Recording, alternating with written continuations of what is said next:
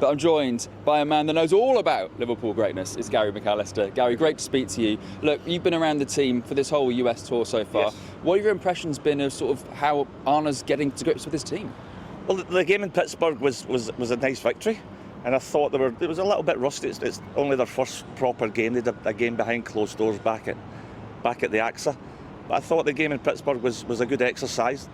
I think we've seen a lot of the youngsters playing, which was really exciting.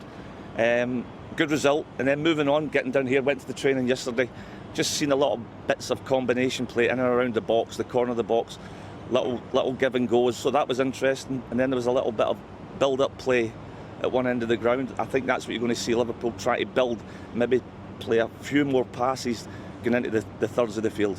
What does that mean for sort of the more established, certainly the midfielders, I suppose? Because I feel like that's going to be, not more pressure, but they're certainly going to be more involved in the game. Well, the thing is that midfield players want to get touches and they want to make passes, but there's also, as much as the managers try to implant that into the players, that it's up to them to make decisions. If they go early, forward more early, that's fine. But it looks as if they want to make, be more possession based, I would imagine. Yeah, chatting to Curtis Jones and Harvey Elliott, they seem really excited about that. As you'd imagine, they would be the players that are directly affected by that. As a midfielder yourself, is that what you kind of think, expecting them to sort of rise to this and really sort of buy into it? No, absolutely. Players just want to get touches, and especially midfield players. Linking the back to the front. But it's about speed. At times you can slow the game down and control the tempo of the game. But there's also, it's making opportunities and getting the ball forward quicker. That plays a big part as well. So midfield players always about decision making, but players in the middle of the park want touches. We were all obviously watching Mo Salah yesterday as well during training, and they were doing a lot of attacking drills. Yes. Do you think all this could work out for him? Because obviously, if they are breaking quickly, that's going to be fantastic for him. No, absolutely. There was a couple of occasions yesterday, just little moments in the training where he's dragging the ball out there, made little movements on his left side and tucked it into the top corner. That's what Mo Salah does. The earlier he can get the ball closer to the goal, the better.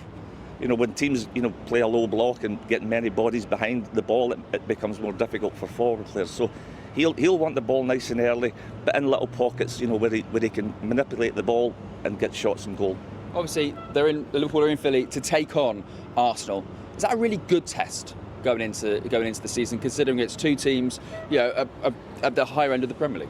The Betis game was a good game, but now there's, in the games between, when they play Arsenal and Manchester United, two high-profile games, an opportunity for the American fans to see their favourite players. I think these are proper friendlies, and the players, fine-tuning themselves, getting ready for the season and the opening game against Ipswich. But for me as an ex-player, getting through pre-season was always about staying fit.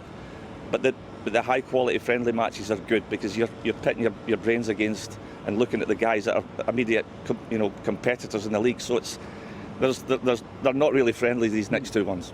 And you talked about sort of how excited you were to see some of the youngsters. Is there anyone that you're looking forward to seeing over the next couple of games? Well, I think Conor Bradley last season was immense, but he's still very, very young. His body shape has changed quite a bit. He's grown into his body, so he's exciting. I think he's still looking very sharp, and I'll be excited to see him. But young Trey was. Wow. Trey and Yoni, yeah. He was fantastic. He was 17 years of age, getting in amongst the senior players and looked very, very comfortable. All credit to the academy for giving somebody his belief in himself. He was just, it looked very easy. He's really impressive.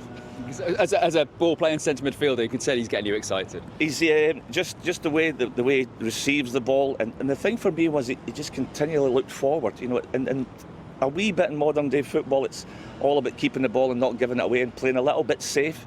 But I liked the way he got turned and faced forward and played forward. It was really encouraging. Trey's obviously only just turned 17 as well, and I know you've been with the sort of local kids at the soccer camps around here. They've been putting a few paces as well, haven't they? It's been nice working with the foundation here, but the big impressive thing for me was up in Pittsburgh.